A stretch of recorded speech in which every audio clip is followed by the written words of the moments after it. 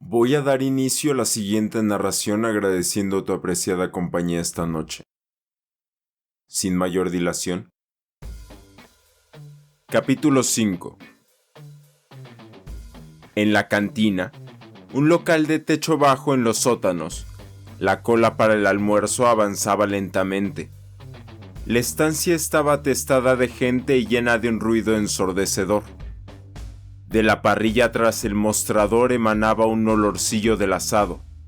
Al extremo de la cantina había un pequeño bar, una especie de agujero en el muro, donde podía comprarse la ginebra de 10 centavos el vasito.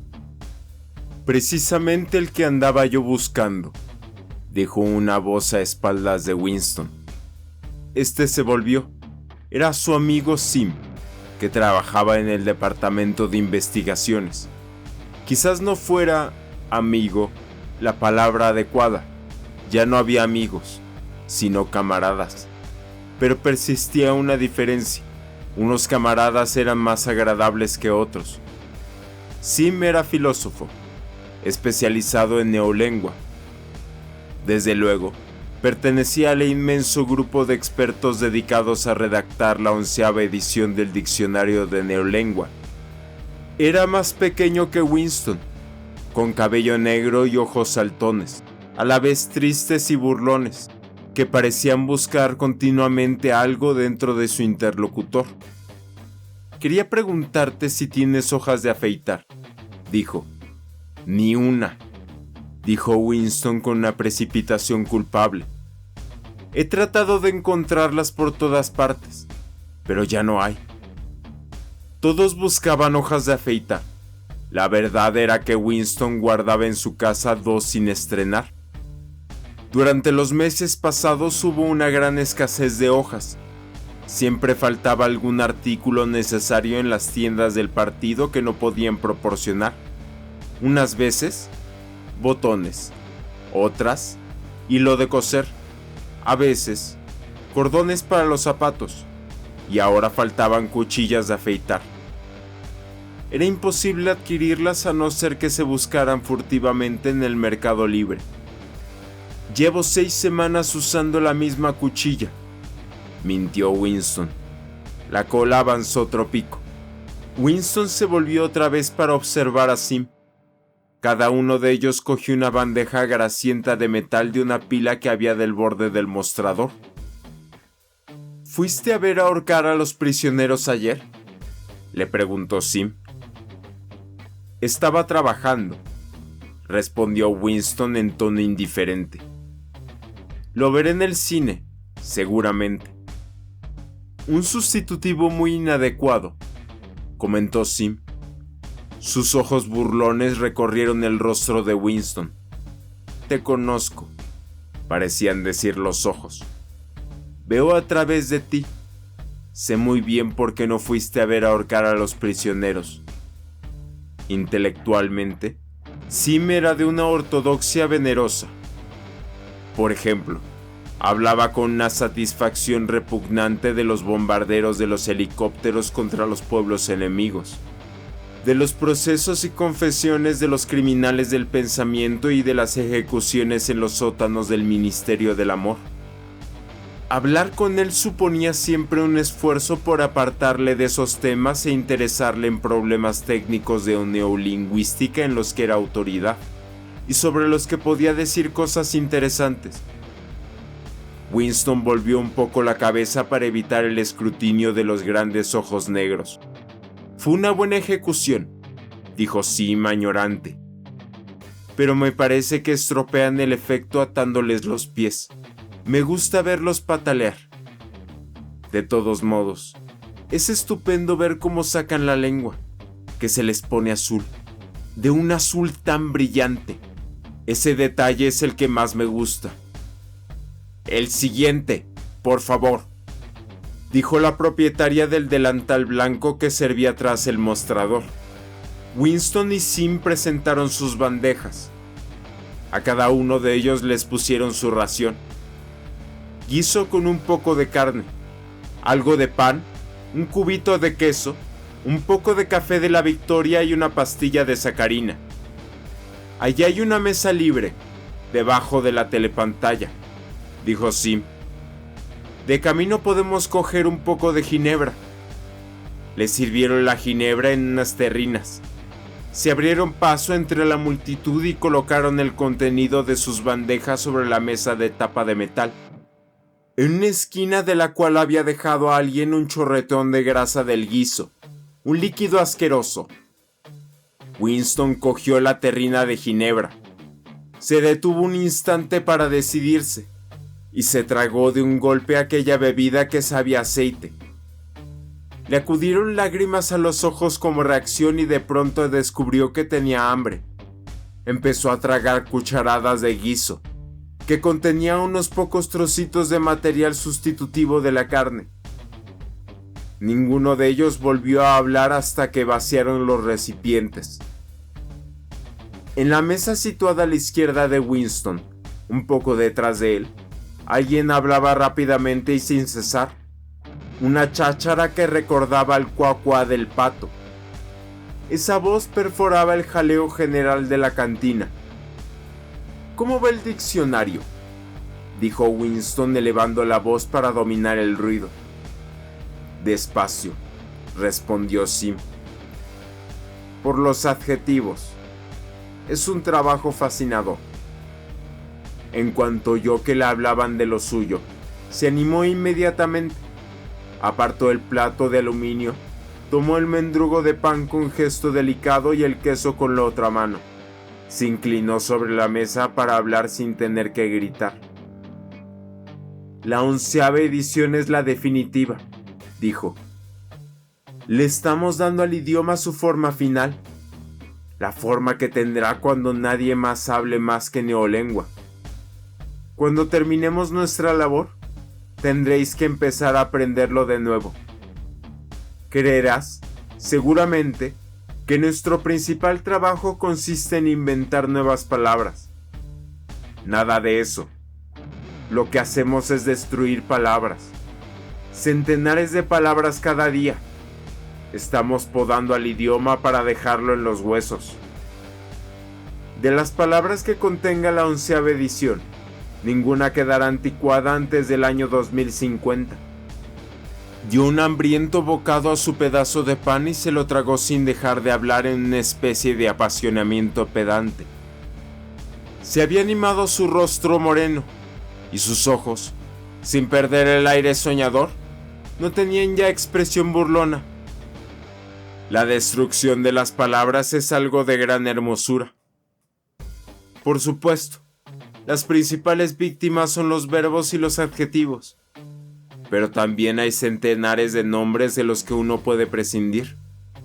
No se trata solo de los sinónimos, también de los antónimos. En realidad, ¿qué justificación tiene el empleo de una palabra solo porque sea lo contrario de la otra? Toda palabra contiene su misma contraria. Por ejemplo, tenemos bueno. Si tienes una palabra como bueno, ¿qué necesidad hay de contrariarla? Malo. ¿No bueno sirve exactamente igual? Mejor todavía, porque es la palabra exactamente contraria a bueno, y la otra no. Por otra parte, si quieres un reforzamiento de la palabra bueno, ¿qué sentido tienen esas confusas e inútiles palabras excelente, espléndido y otras por el estilo? Plus bueno basta para decir lo que es mejor que simplemente bueno, y doble plus bueno sirve perfectamente para acentuar el grado de bondad. Es el superlativo perfecto. Ya sé que usamos esas formas, pero en la versión final de Neolengua se suprimirán las demás palabras que todavía se usan como equivalentes. Al final todo lo relativo con la bondad podrá expresarse con 6 palabras. En realidad una sola.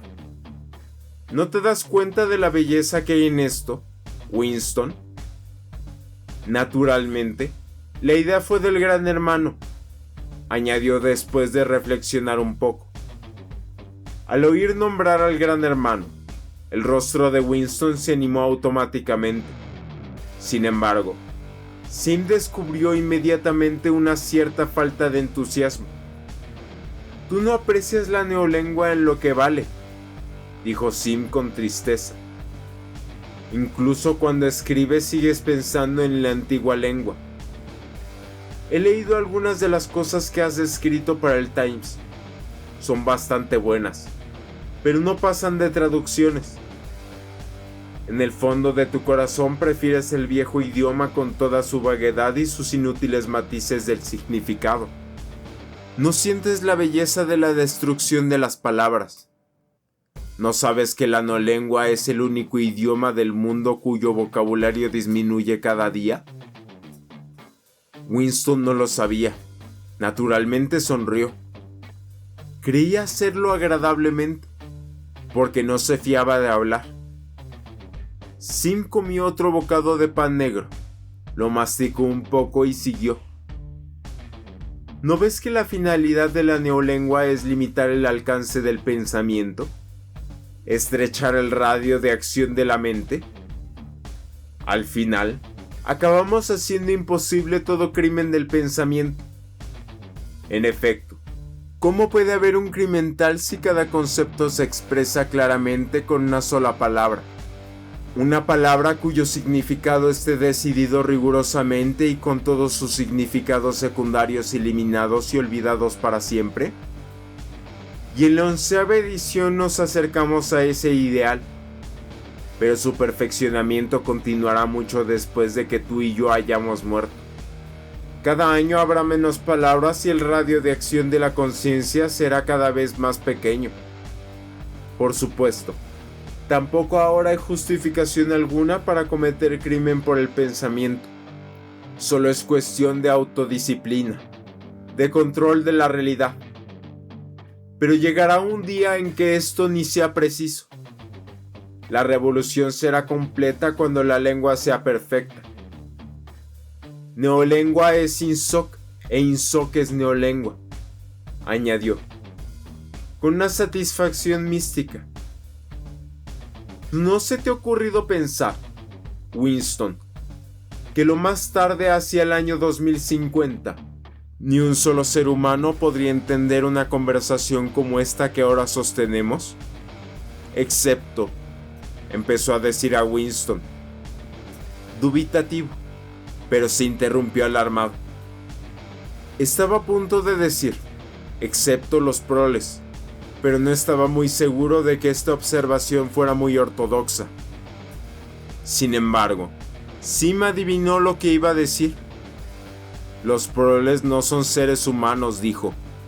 Hacia el 2050, quizá antes, habrá desaparecido todo conocimiento efectivo del viejo idioma. Toda literatura del pasado habrá sido destruida. Chaucer, Shakespeare, Milton, Byron, solo existirán en versiones neolingüísticas, no solo transformados en algo muy diferente, sino convertidos en lo contrario de lo que eran. Incluso la literatura del partido cambiará, hasta los eslogans serán otros. ¿Cómo vas a tener un eslogan como el de «La libertad es la esclavitud», cuando el concepto de libertad no exista? Todo el clima del pensamiento será distinto.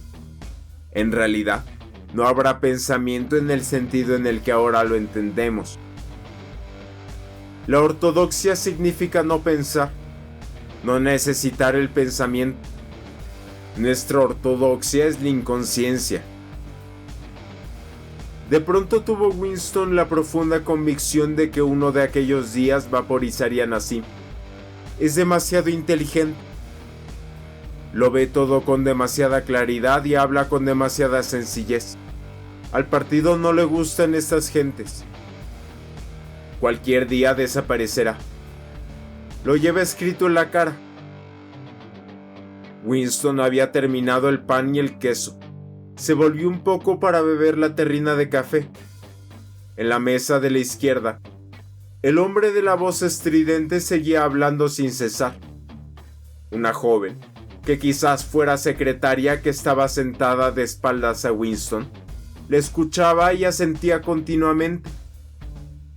De vez en cuando, Winston captaba alguna observación como: ¿cuánta razón tienes?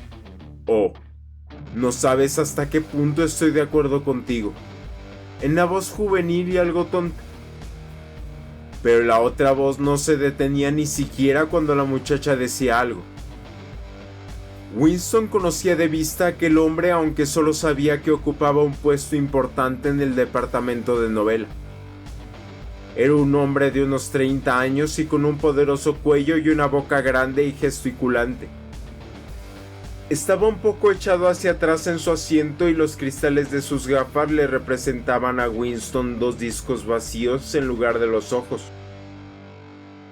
Lo inquietante era que del torrente del ruido que le salía de la boca resultaba imposible distinguir una sola palabra.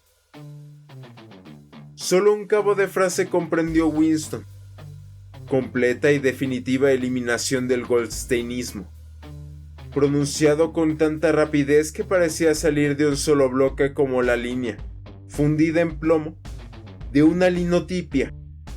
Lo demás era solo ruido, un cuac cuac cuac y, sin embargo, aunque no se podía oír lo que decía, era seguro que se refería a Goldstein acusándolo y exigiendo medidas más duras para los criminales del pensamiento y los saboteadores.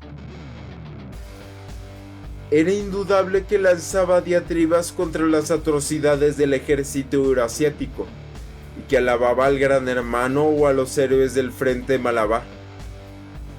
Fuera lo que fuese, se podía estar seguro de que todas sus palabras eran ortodoxia pura. Ingsoc 100%. Al contemplar el rostro sin ojos de mandíbula en rápido movimiento, tuvo Winston la curiosa sensación de que no era un ser humano, sino una especie de muñeca. No hablaba el cerebro de aquel hombre, sino su laringe. Lo que salía de ella consistía en palabras, pero no era un discurso en el verdadero sentido, sino un ruido inconsciente como el cuac cuac de un pato. Sim se había quedado silencioso unos momentos y con el mango de la cucharilla trazaba dibujos entre los restos del guisado. La voz de la otra mesa seguía con su rápido cuac cuac, fácilmente perceptible a pesar de la algarabía de la cantina. Había una palabra en neolengua, dijo Sim, que no sé si la conoces. Paz hablar, o sea, hablar de modo que recuerdo el cuac cuac de un pato. Es una de esas palabras interesantes que tienen 2 sentidos contradictorios. Aplicada a un contrario, es un insulto. Aplicada a alguien con quien estés de acuerdo, es un elogio. No cabía duda, volvió a pensar Winston. A Sim lo vaporizarán. Lo pensó con cierta tristeza, aunque sabía perfectamente que Sim lo despreciaba y era muy capaz de denunciarle como culpable mental. Había algo sutilmente malo en Sim. Algo le faltaba: discreción, prudencia, algo así como estupidez salvadora. No podía decirse que no fuera ortodoxo. Creía en los principios del Ingsoc, veneraba al Gran Hermano, se alegraba de las victorias y odiaba a los herejes. No solo sinceramente, sino con un inquieto celo, hallándose al día hasta un grado que no solía alcanzar el miembro ordinario del partido. Sin embargo, se cernía sobre el vago aire de sospecha. Decía cosas que debía callar. Leía demasiados libros. Frecuentaba el Café del Nogal, guarida de pintores y músicos. No había ley que prohibiera la frecuentación del Café del Nogal. Sin embargo, era sitio de mal agüero. Los antiguos y desacreditados jefes del partido se habían reunido allí antes de ser purgados definitivamente. Se decía que el mismo Goldstein lo habían visto allí algunas veces hacía años o décadas. Por tanto, el destino de Sim no era difícil de predecir. Pero, por otra parte, era indudable que si aquel hombre olía solo por 3 segundos las opciones secretas de Winston, lo denunciaría inmediatamente a la policía del pensamiento. Por supuesto, cualquier otro lo haría. Sim se daría más a prisa. Pero no bastaba con el celo. La ortodoxia era la inconsciencia. Sim levantó la vista. «Aquí viene Parsons», dijo. Algo en el tono de su voz parecía añadir: «Ese idiota». Parsons, vecino de Winston en las casas de la Victoria, se abría paso efectivamente por la atestada cantina. Era un individuo de mediana estatura con cabello rubio y una cara de rana. A los 35 años ya tenía una buena cantidad de grasa en el cuello y en la cintura, pero sus movimientos eran ágiles y juveniles. Todo su aspecto hacía pensar en un muchacho con excesiva corpulencia, hasta tal punto que, a pesar de vestir el mono reglamentario, era casi imposible no figurárselo con los pantalones cortos y azules, la camisa gris y el pañuelo rojo de los espías. Al verlo, se pensaba siempre en las escenas de la organización juvenil, y, en efecto, Parsons se ponía shorts para cada excursión colectiva cada vez que cualquier actividad física de la comunidad le daba una disculpa para hacer. Saludó a ambos con un alegre «Hola, hola», y sentóse en la mesa esparciendo un intenso olor a sudor. Su rojiza cara estaba perlada en gotitas de sudor. Tenía un enorme poder sudorífico. En el centro de la comunidad se podía siempre asegurar que Parsons había jugado al tenis de mesa por la humedad del mango de la raqueta. Sim sacó una tira de papel en la que había una larga columna de palabras y se dedicó a estudiarla con un lápiz y tinta entre los dedos. «Mira cómo trabaja hasta en la hora de comer», dijo Parsons, guiñándole el ojo a Winston. «Eso es lo que se llama aplicación. ¿Qué tienes ahí, chico? Seguro que es algo demasiado intelectual para mí. Oye, Smith, te diré por qué te andaba buscando. Es para la sub. Olvidaste darme el dinero».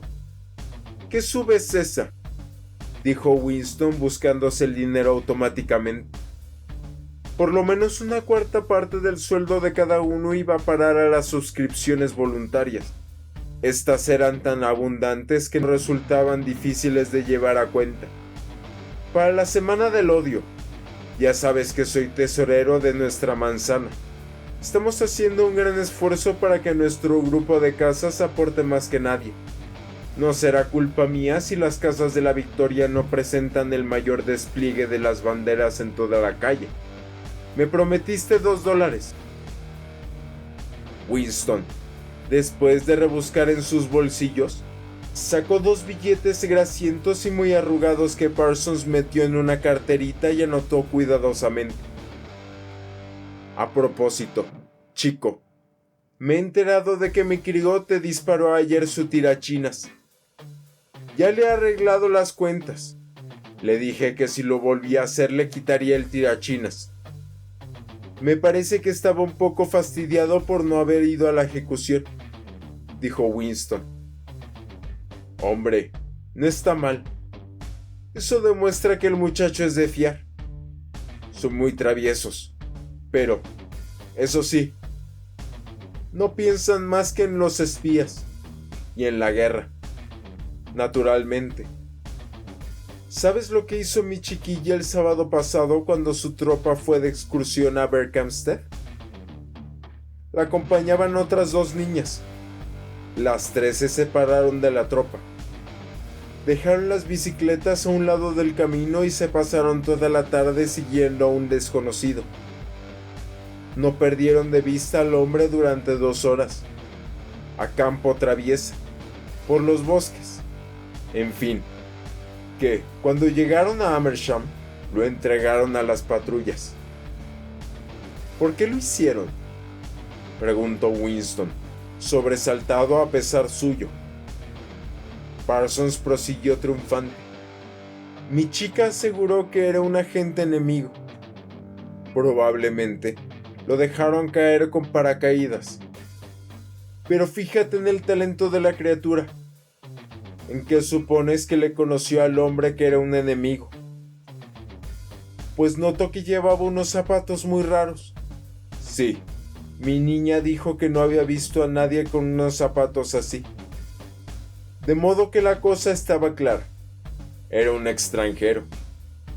Para una niña de 7 años, no está mal, ¿verdad? ¿Qué le pasó al hombre? Se interesó Winston. Eso no lo sé, naturalmente, pero no me sorprendería que... Parsons hizo el ademán de disparar un fusil y el chasqueo de lengua imitando el disparo. Muy bien, dijo Sim abstraído, sin levantar la vista de sus apuntes. Claro, no podemos permitirnos correr el riesgo, asintió Winston, nada convencido. Por supuesto, no hay que olvidar que estamos en guerra. Como para confirmar esto,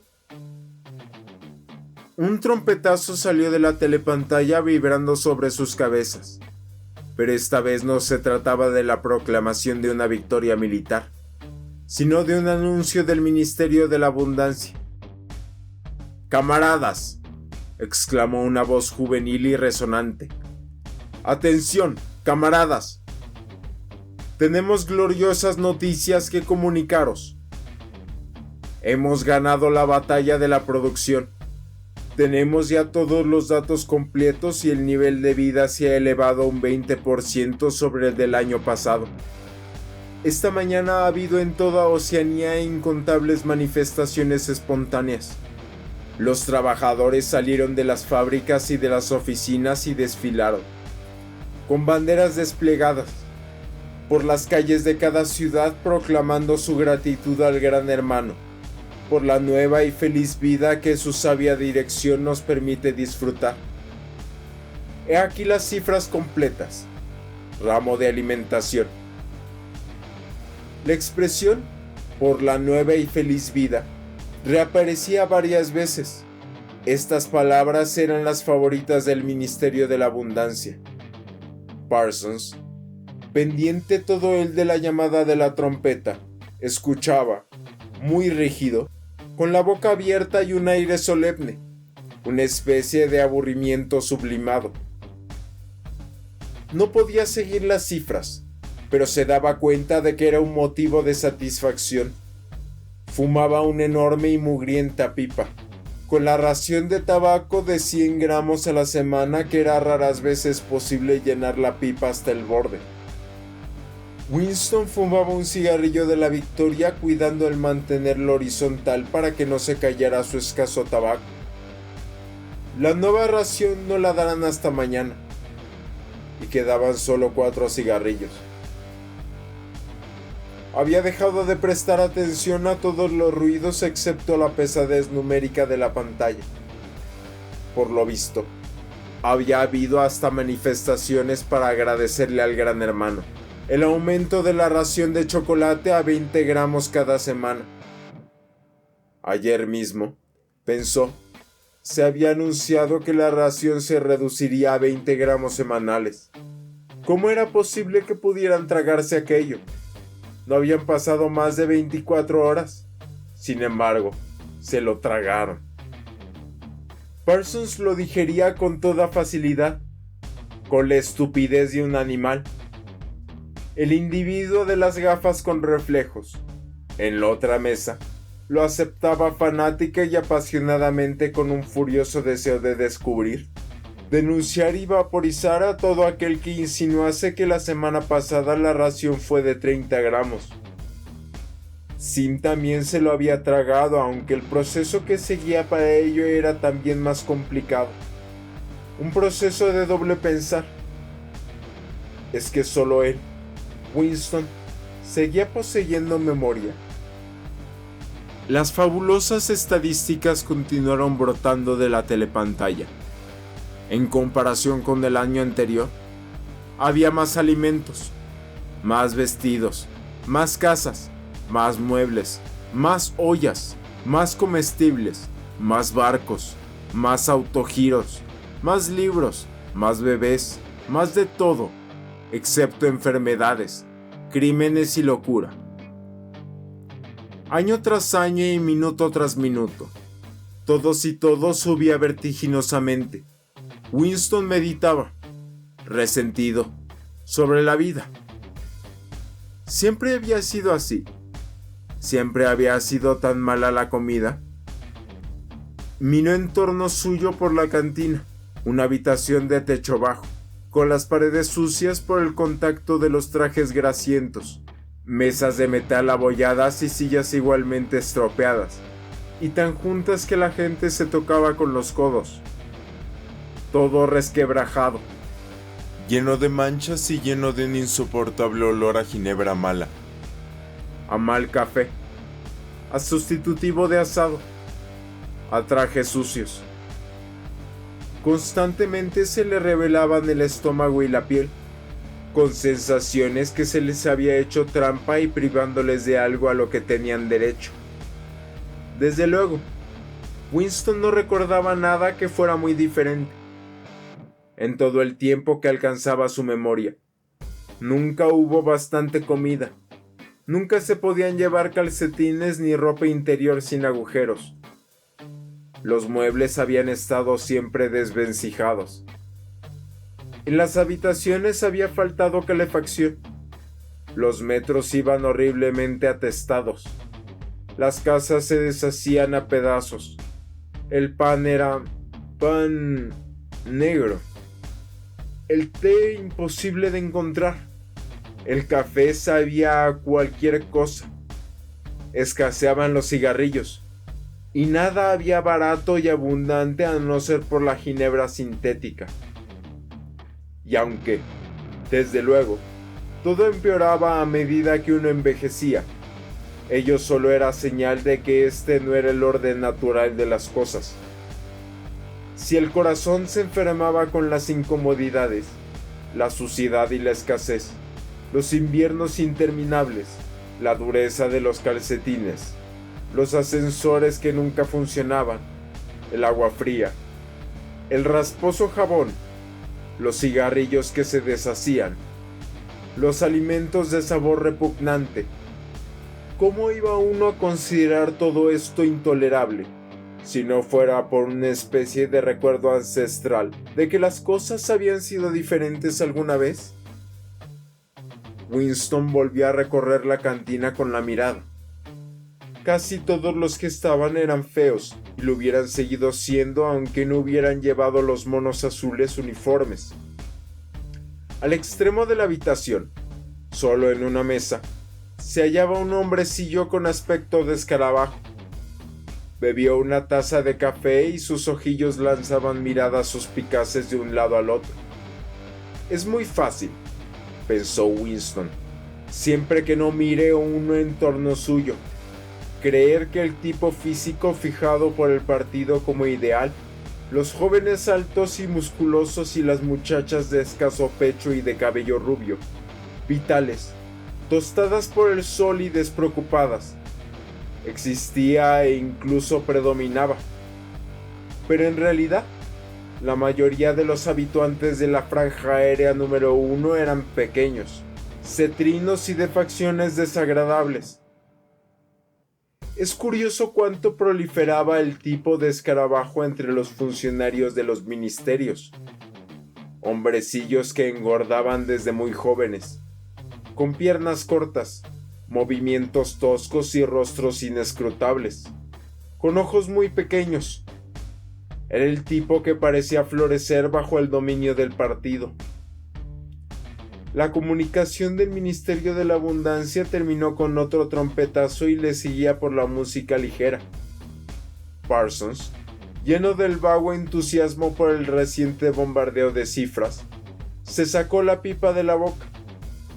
El Ministerio de la Abundancia había hecho una buena labor este año, dijo moviendo la cabeza como buena persona bien enterada.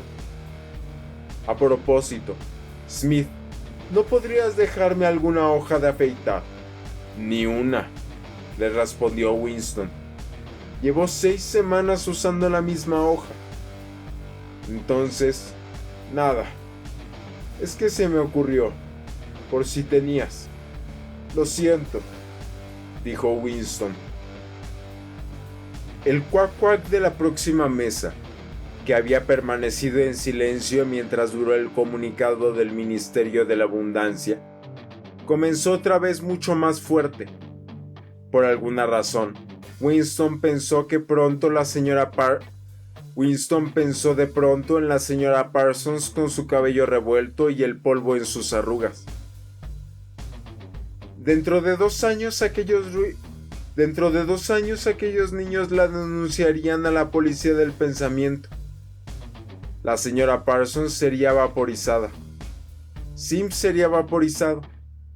A Winston lo vaporizarían también. O'Brien sería vaporizado. A Parsons, en cambio, nunca lo vaporizarían. Tampoco el individuo de las gafas y el cuac-cuac sería vaporizado nunca.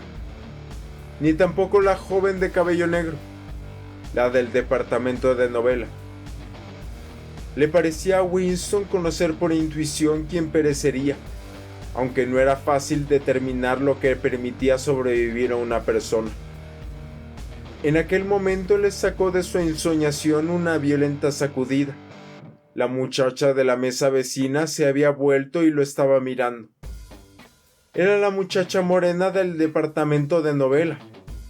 Miraba a Winston a hurtadillas, pero con una curiosa intensidad. En cuanto sus ojos se tropezaron con los de Winston, volvió la cabeza. Winston empezó a sudar. Le invadió una horrible sensación de terror. Se le pasó casi enseguida, pero le dejó intranquilo. ¿Por qué lo miraba aquella mujer? ¿Por qué se encontraban tantas veces? Desgraciadamente, no podía recordar si la joven ya estaba en aquella mesa cuando él llegó o si había llegado después. Pero el día anterior, durante los 2 minutos de odio, se había sentado inmediatamente detrás de él sin haber necesidad de ello. Seguramente, se proponía escuchar lo que él dijera y ver si gritaba lo suficientemente fuerte. Pensó que probablemente la muchacha era miembro de la policía del pensamiento, pero precisamente los espías aficionados constituían el mayor peligro. No sabía Winston cuánto tiempo llevaba mirándolo la joven, pero quizás fueran 5 minutos. Era muy posible que en este tiempo no hubiera podido controlar sus gestos a la perfección. Constituía un terrible peligro pensar mientras estaba en un sitio público o al alcance de la telepantalla. El detalle más pequeño podía traicionarle a uno. Un tic nervioso, una inconsciente mirada de inquietud, la costumbre de hablar con uno mismo entre los dientes. Todo lo que revelase la necesidad de ocultar algo. En todo caso, llevar en el rostro una expresión impropia. Por ejemplo, parecer incrédulo cuando se anunciaba una victoria, constituía un acto punible. Incluso había una palabra para esto en neolengua: caracrimen. La muchacha recuperó su posición anterior. Quizás no estuviese persiguiéndolo. Quizás fuera pura coincidencia que se hubiera sentado cerca de él 2 días seguidos. Se le había apagado el cigarrillo y lo puso cuidadosamente en el borde de la mesa. Lo terminaría de fumar después del trabajo si es que el tabaco no se había acabado de derramar para entonces. Seguramente, el individuo que estaba con la joven sería un agente de la policía del pensamiento y era muy probable, pensó Winston, que a él lo llevaran a los calabozos del Ministerio del Amor dentro de 3 días. Pero no era esto una razón para desperdiciar una colilla. Sim dobló su pedazo de papel y lo guardó en el bolsillo. Parsons había empezado a hablar otra vez. Te he contado, chico, lo que hicieron mis críos en el mercado. No, pues un día le prendieron fuego a la falda de una vieja vendedora porque le vieron envolver unas salchichas con un cartel del retrato del Gran Hermano. Se pusieron detrás de ella y, sin que se diera cuenta, le prendieron fuego a la falda por abajo con una caja de cerillas. Le causaron graves quemaduras. Son traviesos, ¿eh? Pero eso sí, más finos. Eso se lo deben a la buena enseñanza que se le da hoy a los niños espías. Mucho mejor que en mi tiempo. Están muy bien organizados. ¿Qué creen ustedes que les han dado a los chicos últimamente? Pues, unas trompetillas especiales para escuchar por las cerraduras. Mi niña trajo una a la casa la otra noche. La probó en nuestra salita. Dijo que se oía con doble fuerza que se aplicaba el oído al agujero. Claro que solo es un juguete. Sin embargo, así se acostumbran los niños desde pequeños. En aquel momento, la telepantalla dio un penetrante silbido. Era la señal para volver al trabajo. Los tres hombres se pusieron automáticamente en pie y se unieron a la multitud en la lucha por entrar en los ascensores, lo que hizo que el cigarrillo de Winston se vaciara por completo.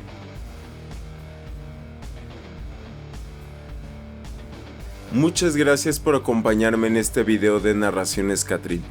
Si el video fue de tu agrado, lo que te pido es que reconozcas mi trabajo de la manera en que esta plataforma nos permita y recuerda la campana de notificaciones para no perderte nuevas narraciones. Sin más por el momento, te deseo una hermosa noche.